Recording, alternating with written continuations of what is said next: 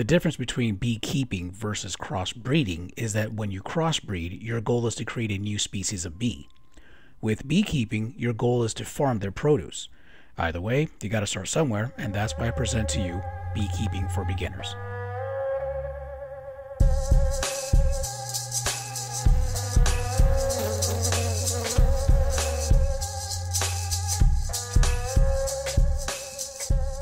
Just getting started alone can be a confusing process with all the different kinds of information that is out there. However, most of it is advanced or specific to crossbreeding. Whatever your motivations are to even get into bees, you'll first need to gather up some bees. Beehives are scattered in just about every biome. So if you want to crossbreed or you want to collect as many different bees for the purpose of produce later, you'll definitely want to get as many as you can. First thing you'll need to do is craft some scoops and begin collecting them from all the hives that you find. Easiest way to first find beehives is usually at night when most of the hives themselves glow in the dark, well, much like a torch would. One thing that's hardly mentioned, if even at all, is beginning some sort of a pumpkin and or melon farm. I know this is going to sound strange because, once again, it's never really discussed or brought up, but one thing you definitely are going to want and need, especially for a little bit later on, is going to be the seeds from the pumpkins and or melons. If you're already crossbreeding trees, I think the walnut tree is the one you're going to want, as they give out the most seed oil. As if poking around for melons, pumpkins, and wheat wasn't enough, you'll want to try and find an Apier's villager early on, as proven frames can only be obtained through them.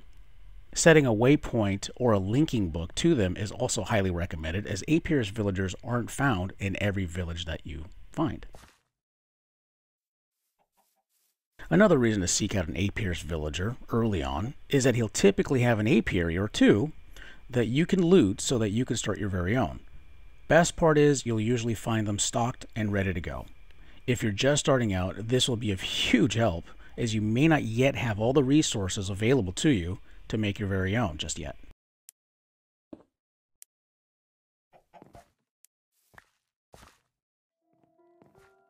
Remember the pumpkin or melon farm I mentioned earlier? Well, harvest them and place them in a crafting table to get their seeds. You can use wheat for seeds, however, pumpkins and melons do not need to be replanted and yet still yield more seeds. I know what you're thinking. Where do the actual bees come in? Well, you spent time collecting them, and now you're going to prep apiaries to breed them in. Here's my lab with tanks to store their liquids in, but first, here's seed oil. Craft a squeezer and power it with Minecraft jewels, then collect the oil in cans or store it in a tank, much like I have. Here I'm manually inserting seeds of all kinds, whether it's melon seeds, pumpkin seeds, wheat seeds, etc., for the purpose of squeezing them all out for seed oil, and it over time will obviously do it all for you automatically. What you'll want to do is insert cans, which can be made with just tin, for the purpose of collecting it, and then of course using it in a carpenter, which you will need to make your impregnated sticks and impregnated casings to actually make the apiaries to begin with. Here's a look at mine that's being directly fed with the tank below full of seed oil.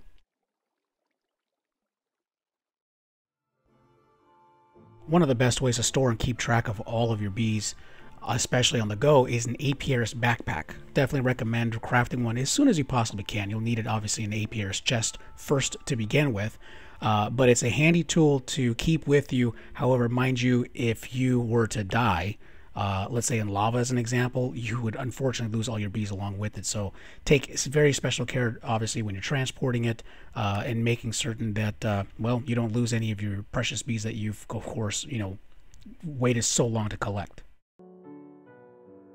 Another important tool you'll want to have as quickly as you possibly can is the beealyzer, which is made in a carpenter, however with water and not seed oil.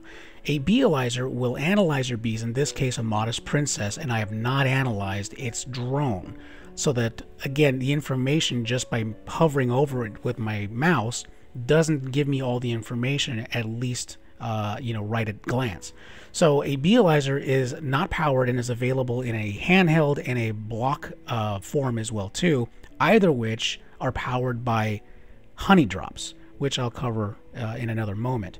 However, the Beealyzer, especially the handheld version, is a very important tool to have in your arsenal, especially in the very beginning, for a couple different reasons. And the biggest one, realistically, is to identify bees and, of course, their appropriate biomes in which you can place apiaries down for the purpose of course, putting in your bees for them to successfully breed. In addition to letting you know what their tolerances are for for certain biomes, whether it be for humidity or temperature, and of course, whatever plants that they, of course, like in order for them to successfully continue breeding. As we're just getting the basics, we're not going into crossbreeding whatsoever in this video. However, very important that once again you at least try to get as many bees as you possibly can, and more specifically princesses than drones, as you'll see as you begin, of course, breeding your own bees.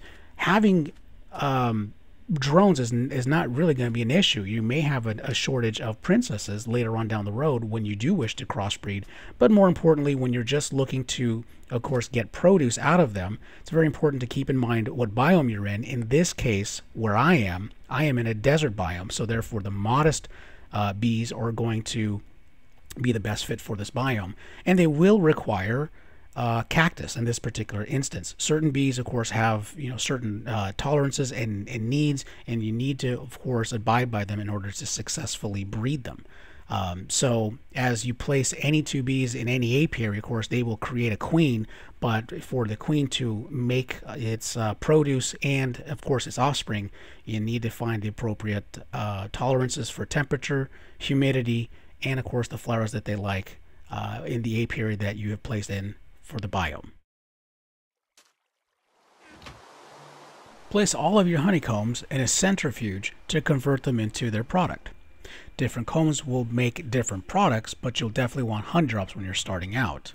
Use a hopper when you begin working with multiple kinds of combs. Certain items, such as the silky propolis, will require being placed into the centrifuge a second time to make its final product.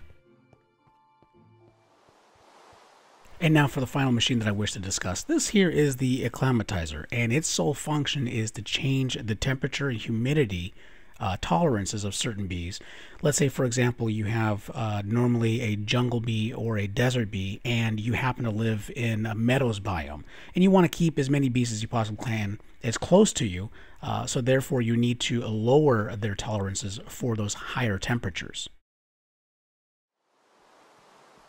As I mentioned to you earlier in the video, there is a difference between beekeeping and crossbreeding.